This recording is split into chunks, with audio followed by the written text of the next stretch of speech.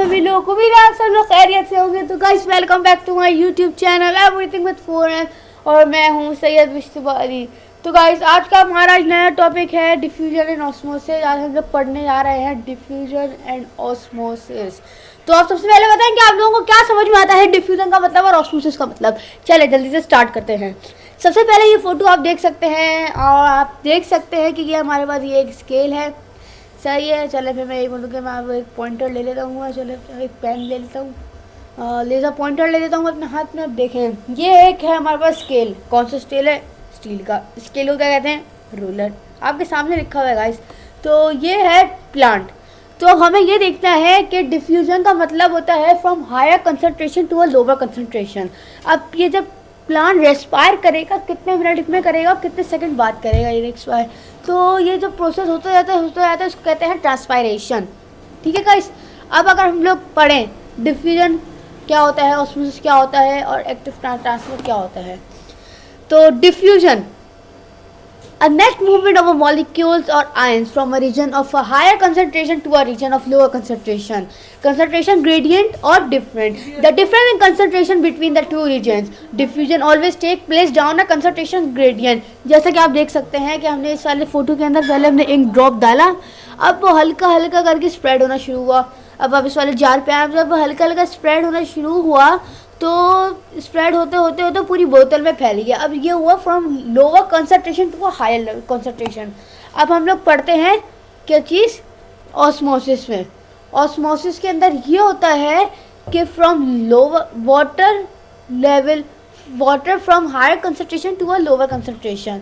इसी तरह से यही होता है कंसंट्रेशन ग्रेडियंट और डिफरेंस। एक्टिव ट्रांसपोर्ट भी इस तरह से होती है कि lower concentration to higher concentration to lower concentration. अब ये जो बंदा है इस पर ये बॉल आगे गिर रही है तो बंदा वो धक्का दे रहा है, इसलिए higher concentration to a lower concentration हो गया। सही है गाइस। अब हम लोग पढ़ते हैं डिफ्यूजन का। अब देखिए डिफ्यूजन इज अ लो, इसमें से लो कंसंट्रेशन में से ये हाई कंसंट्रेशन में आ रहा है। लो कंसंट्रेशन मतलब पार्टिकल्स एक दूसरे टकरा रहे थे, अब पार्टिकल्स नहीं टकरा रहे। सही है। अब इसी तरह से हम लोग देखते जाएं तो ये हमारे पास ये आएगा परमेबल और सेमी परमेबल। ये होगा हमारा ऑस्मोसिस। ये है हमारे पास वाटर मॉलिक्यूल्स, ये है हमारे पास दूसरे मॉलिक्यूल्स। जब वाटर के साथ इसमें मिक्स हो जाएंगे तो वाटर मॉलिक्यूल्स इतने छोटे होते हैं कि जो दूसरे पार्टिकल्स होते हैं वो इधर नहीं आ पाते। जैसे ये पूरी ये जार में फंस जाते हैं तो ये हमारा डिफ्यूजन हो जाते हैं हायर टू लोअर कंसंट्रेशन से। सही है। अब हम लोग देखें डिफ्यूजन है हायर कंसंट्रेशन। हमने एक आयोडीन का डाला, पार्टिकल्स टकरा रहे हैं, मूवमेंट ऑफ पार्टिकल्स होनी शुरू हुई। और फिर लोअर कंसंट्रेशन वो हर जगह फैल गए। इधर लिखा हुआ भी है diffusion and net movement of anything from a region of higher concentration to a lower concentration. सही है। अब diffusion can take place across semi permeable और परमेबल मेम्ब्रेन्स। अब ये हमारी है परमेबल मेम्ब्रेन और only water molecules, no solute molecules. हमारे पास जो वाटर है, जब ये वाटर इसके अंदर से पास आउट हो जाएगा तो ये पूरा diffusion from higher concentration to lower concentration हो जाएगी। जैसा कि आप इसमें देख सकते हैं कि जितने भी मॉलिक्यूल्स हैं इसमें भी आ गए हैं और इसमें भी आ गए हैं। सही है।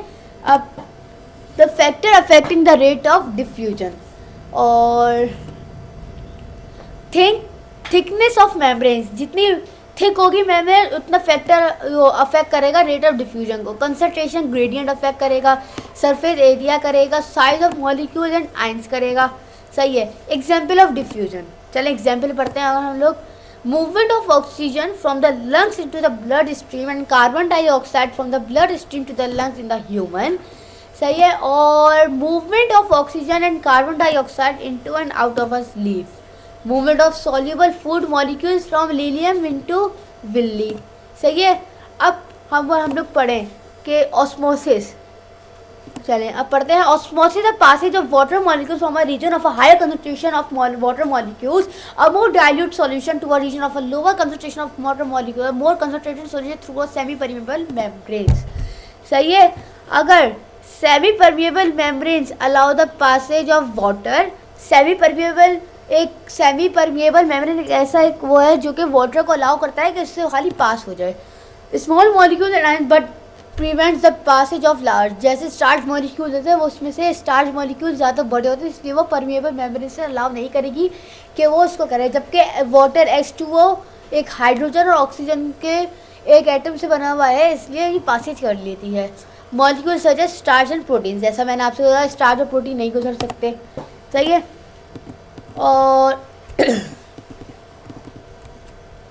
अगर मैं एग्जांपल दूं आपको कि ये जो है हमारे पास, ये जो श्योर सॉल्यूशन है, ये वाटर सॉल्यूशन है, ये वाटर है और ये अंदर शुगर है, फॉर एग्जांपल स्टार्च हो गया।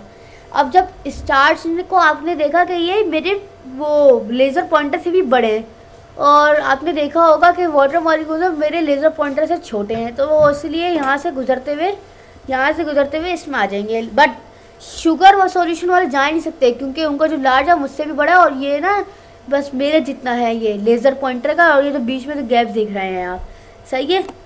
अगर type of aqueous solution of the effect on osmosis in cells, सही है। अगर हम लोग एक्वस सॉल्यूशन देखें तो ये देखना है हमें types of solution, hypotonic, isotonic और हाइपरटोनिक।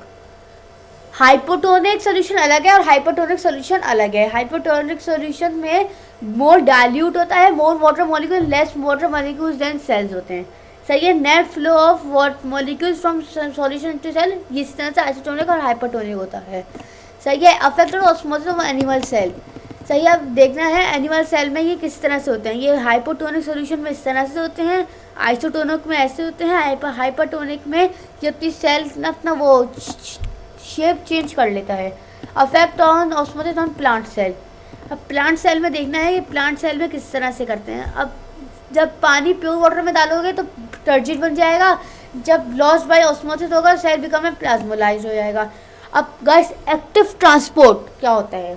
चलें गाइस, आज की वीडियो में इतना ही। अगर आपको वीडियो अच्छी लगी तो फटाफट इस वीडियो को जाके लाइक करिएगा। इस वीडियो में मैं एम करता हूँ ओनली 500 लाइक्स के लिए, तो फटाफट जाएं चैनल को जाकर सब्सक्राइब करें, बेल आइकन दबाएं, और अगली क्लास में हम लोग पढ़ेंगे एक्टिव ट्रांसपोर्ट, ठीक है। आज की वीडियो में इतना ही, आगे मिलते हैं अगली वीडियो में। Thank you.